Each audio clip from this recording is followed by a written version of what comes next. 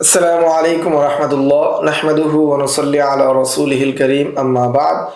আজকের এই দর্সে আমরা আলোচনা করব ইফতার আদব, ফতোয়ার আদব। ফতোয়ার আদব কি কি, ফতোয়া দেওয়ার ক্ষেত্রে কি কি আদব রয়েছে সেই বিষয় নিয়ে আমরা বিস্তারিত আলোচনা করব দুটি দর্সের মাধ্যমে। তো আমাদের সামনে রয়েছে প্রথম দর্স আদাবুল ইফতার, ফতোয়া দেওয়ার আদব। আল মাবহাসুল খামিস আদাবুল ইফতার, যে ফতোয়া দেওয়ার আদব। ও কিতাবাতুল ফাতওয়া ওয়াল মুফতি ফি নাফসিহি, যে ইফতার আদব, ফতোয়ার আদব পরের দর্শ, অর্থাৎ আমাদের যে দর্শ রয়েছে সেই দর্শের পরের দর্শে যে ফতোয়া লেখার আদব, এরপরে সর্বশেষ আলোচনা করা হবে যে মুফতির মধ্যে কি সব আদব থাকা দরকার, গুণাবলী থাকা দরকার, সেই বিষয় নিয়ে সর্বশেষ আলোচনা করা হবে মুস্তাফতির আদব নিয়ে। তা আমরা প্রথমে আলোচনা করব আদাবুল ইফতা, ফতোয়ার আদব। ফতোয়ার এক নম্বর আদব হলো ইয়ানবাগি লিল মুফতি ক্বাবলা আল ইফতাই আন ইয়ারজিআ ইলা আল্লাহ, যে ফতোয়া দেওয়ার পূর্বে আল্লাহর দিকে রুজু হওয়া একজন মুফতি সাহেবের জন্য আবশ্যক। ওয়াসআল আল হিদায়াতা ইলা রুশদি, ওয়াসআলাহুল হিদায়াতা ইলা রুশদি, এবং আল্লাহ তাআলার নিকট হেদায়েত চাওয়া, সুপথ চাওয়া। قال ابن السلاح رحمه الله تعالى, ইবনে সালাহ রাহমাতুল্লাহি আলাইহি বলেন, রুইয়ান মাখুল ওয়া মালিকিন, মাখুল এবং মালিক থেকে বর্ণিত, আন্নাহুমা কানা লা ইফতিয়ানি হাত্তা ইয়াকুলা লা হাওলা ওয়ালা কুওয়াতা ইল্লা বিল্লাহ। ইমাম মালিক এবং মাখুল থেকে বর্ণিত রয়েছে যে তারা দুজন ফতোয়া দেওয়ার ক্ষেত্রে বলতেন, দেওয়ার আগে সবসময় তারা লা হাওলা ওয়ালা কুওয়াতা ইল্লা বিল্লাহ বলতেন।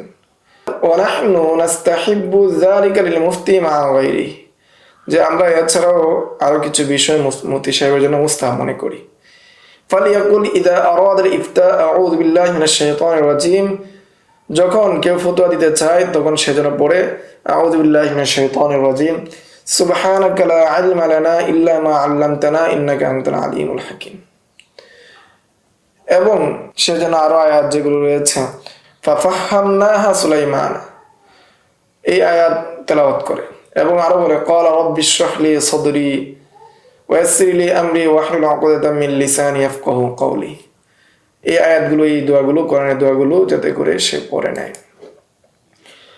লা হাওলা ওয়ালা কুওয়াতা ইল্লা বিল্লাহিল আলিয়্যিল আযীম, সুবহানাকা আল্লাহুম্মা ওয়া হানানাইকা আল্লাহুম্মা লা তানসিনি ওয়া লা তুনাসসিনি, আলহামদুলিল্লাহি আফদালুল হামদি, আল্লাহুম্মা সাল্লি আলা মুহাম্মাদ ওয়া আলা আলিহি ওয়া সাইরিন নাবিয়্যিনা ওয়াস সালিহিন ওয়া সাল্লাম, আল্লাহুম্মা ওয়াফফিকনি ওয়াহদিনি ওয়াসাদ্দিদনি ওয়াজমা' লি বাইনা সাওয়াবি ওয়াস সাওয়াবি ওয়া'ইযনি মিনাল খাতা'i ওয়াল হিরমান, আমিন।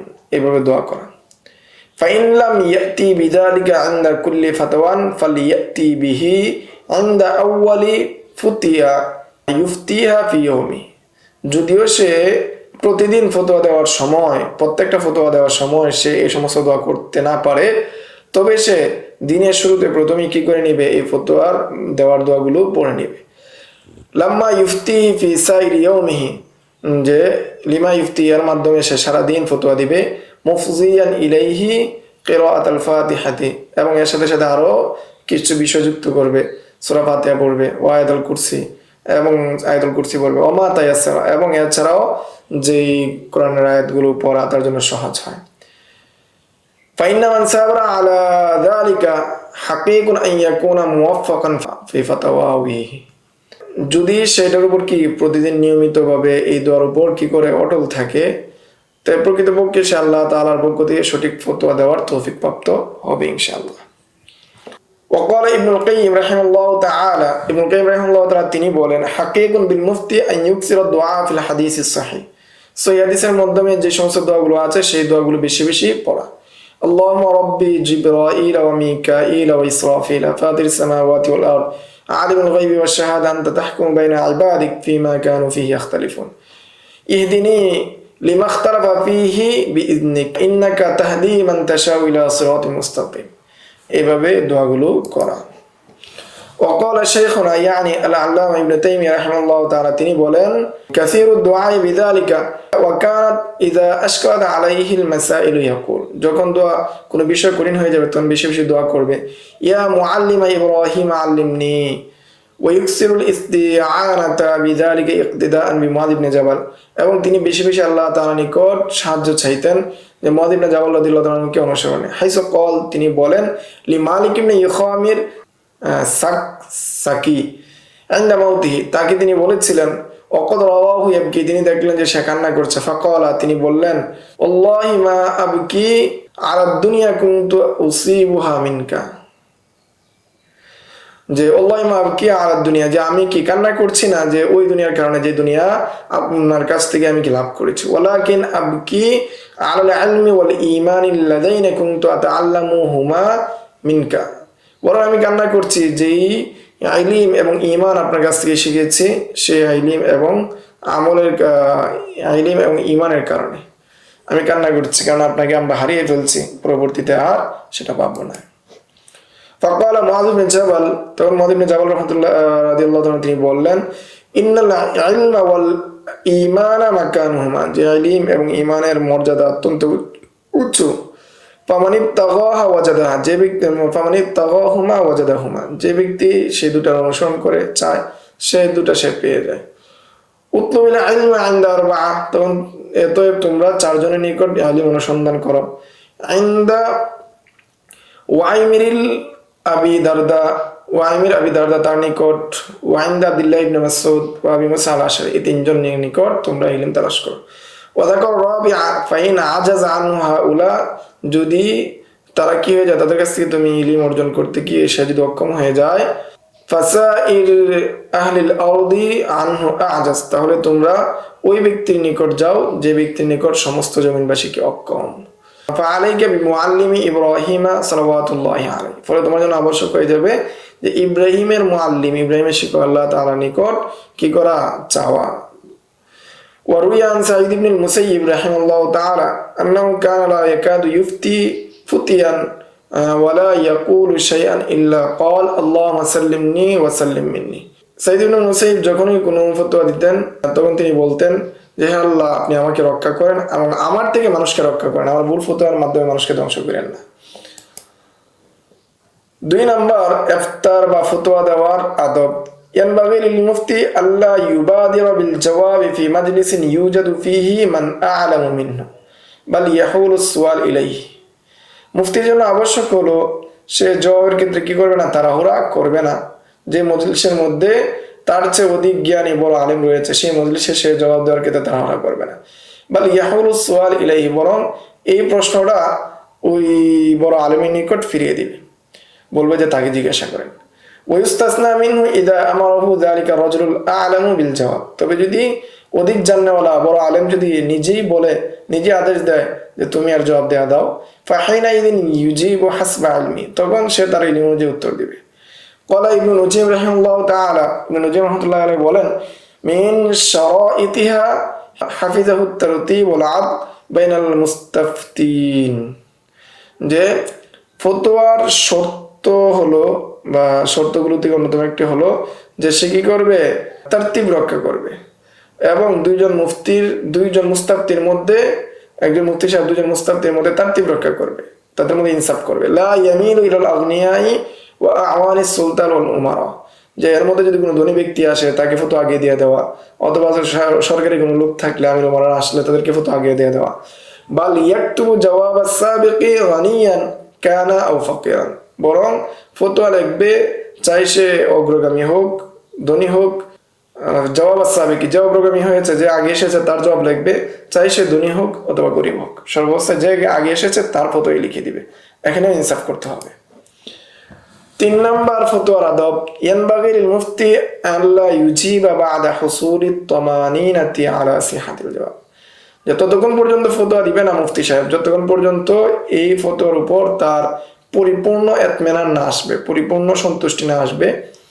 ওয়ালা ইউজিবু ইন কানা ফি কলবিহি শুহবাতুন ওয়ালা ইউসরাতান, যে মুফতি সাহেব ফতোয়া দিবে না যে যদি তার এই ফতোয়ার মধ্যে সন্দেহ থাকে, যদিও সেটা কি সামান্য। ওয়ালা ইয়াতাআসসারু ফি যালিকা বিইলহাইল মুস্তাফতি আলা তা'জিল ফিল জবাব, এবং যদি মুস্তাফতি বারবার পিরাপিরি করে যে দ্রুত ফতোয়া দিতে, এর মাধ্যমে সে প্রভাবিত হবে না। وعلى هذا يحمل قول من قال انه لا يجوز الافتاء ماشيا, এটার উপর ভিত্তি করে অনেকে বলেন যে দাঁড়িয়ে দাঁড়িয়ে ফতোয়া দেওয়া, মাসআলার উত্তর দেওয়া জায়েজ নাই। ওয়াইরওয়া বর্ণিত রয়েছে আন্না ইবনে সালাম রাহিমাহুল্লাহ তাআলা রুম্মামা কানা মুস্তাফতি ইলিহু বিতাজিল, যে ইবনে সালাম রাহমাতুল্লাহি আলাইহি বলেন যে কখনো দেখা যায় মুস্তাফতি পিরাপিরি করে দ্রুত ফতোয়া দেওয়ার ক্ষেত্রে। ওয়াজকুরু আন্নাহু আতাহু মিন মাকানিন বাঈদ, এবং সে উল্লেখ করে যে সে অনেক দূর থেকে এসেছে, দ্রুত ফতোয়া দেন, আমি চলে যাব। ফাকানা ইয়াকুলু লাহু, তখন তিনি তাকে বলতেন, অর্থাৎ ইবনে সালাম রাহিমাহুল্লাহ তাআলা তিনি বলতেন, এটা কবিতা আকারে আমরা এবার মধ্যে দিয়ে দিয়েছি, ফালা নাহনু নাদাইনাকা মিন হাইসু জিতানা, তুমি যেখান থেকে এসেছো সেখান থেকে তোমাকে আমি ডেকে আনিনি।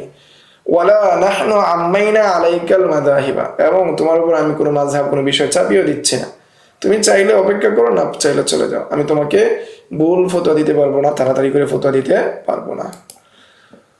ওরিয়া আন সাহনুন আন্না রাজুলান আতাহু মিন সাফুরা, যে সাহান থেকে বর্ণিত, তিনি বলেন এক ব্যক্তি সাফুরা থেকে আসলো, ফাসাআলা মাসআলাতিন, এবং সে একটি প্রশ্ন সম্পর্কে জিজ্ঞাসা করলো, মাসআলা সম্পর্কে জিজ্ঞাসা করলো, ফাতারাদ্দাদা ইলাইহি সালাসাতা আইয়াম ফাকালা লাহু, এবং তার নিকট সে 3 দিন আসলো। ফাকালা লাহু, সে তাকে বলল, আসলাহাকাল্লাহ মাসআলাতি ফি সালাসাতি আইয়াম, যে আমি আপনাকে প্রশ্ন করেছি 3 দিন হয়ে গেছে, আপনি উত্তরটা দিয়ে দেন।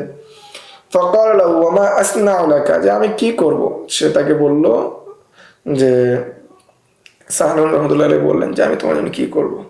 ওয়া মা হিরাতি ফি মাসআলাতিক, এবং তোমার মাসআলার মধ্যে আমার কোনো কি নাই, যোগ্যতা নাই, বা আমি জানি না, আমার তো কোনো উপায় নাই, আমি তোমার মাসআলার জবাব দেব। নাজিলাতুন মুআদালাতুন, সেটা দুর্বোধ্য বা কঠিন একটা বিষয়। ওফিহা কাবিল, এই ক্ষেত্রে পূর্ববর্তী অনেকদের বিভিন্ন আকওয়াল রয়েছে।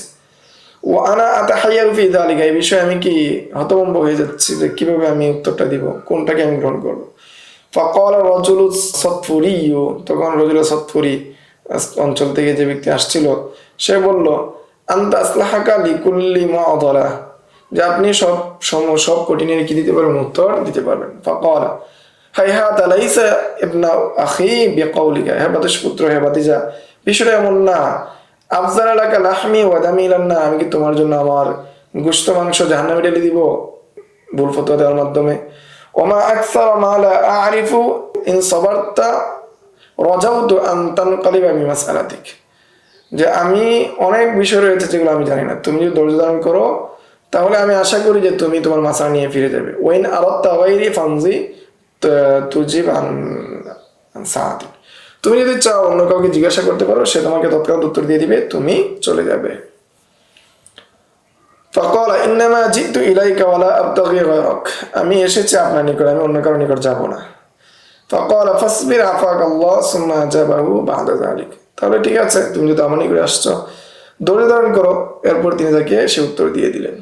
ওয়াকাদ যাকারনা আমালুস সালাফি বিত-তাসাব্বুতি ওয়াত-তাহাyyুবি মিনাল ফুতিয়া মা ফিহি কিফায়াতুন লিল ইনজিজারি আনিত তাসাররুই ফি আমরিল ফাতাওয়া, উল্লেখ করেছে আমরা সালফে সালিহদের থেকে, আমরা সালফে সালিহদের এই আমলগুলো উল্লেখ করেছি যে তারা ফতোয়া দেওয়ার ক্ষেত্রে কি পরিমাণ ভয় করতেন, কি পরিমাণ চিন্তা ফিকির করতেন, সেই যে আমরা দীর্ঘ আলোচনা করেছি আমরা শুরুতেই, সেগুলোই কি যথেষ্ট হয়ে যাবে দ্রুত ফতোয়া দেওয়া থেকে বিরত থাকার জন্য। 4 নম্বর ফতোয়ার আদব, 4 নম্বর, ওমিম্মা ইয়ানবাগি লিল মুফতি মুরাআতুহু আল্লা ইফতিয়া হালা ইশতিগালি কলবি, মুফতি সাহেবের জন্য আবশ্যক হলো সে ফতোয়া দিবে না যখন তার কলব বিভিন্ন কাজে ব্যস্ত থাকে, বিভিন্নভাবে চিন্তিত থাকে। কাইশতিগালি কলবিহি বিগাদাবিন আও রাহবাতিন আও শাহওয়াতিন মিম্মা ইখরিজুহু আনিল ইআতিদাল, যেমন তার কলব রাগে অথবা ভয় অথবা উত্তেজনা, যেগুলো তাকে স্বাভাবিক অবস্থা থেকে বের করে দেয়। ওয়াকাযালিকা শিদ্দাতুল হুজনি ওয়া শিদ্দাতুল ফারহি ওয়া নাহবি, এমনিভাবে যে সে যদি বেশি আনন্দিত থাকে, বেশি চিন্তিত থাকে, ফাইন গালাবা ইনফিআলুহু আলা সিহহাতি তাফকিরি, কেননা তার এই কাজগুলো, তার এই কার্যক্রমগুলো তাকে সঠিক সিদ্ধান্ত নিতে বাধা প্রদান করে।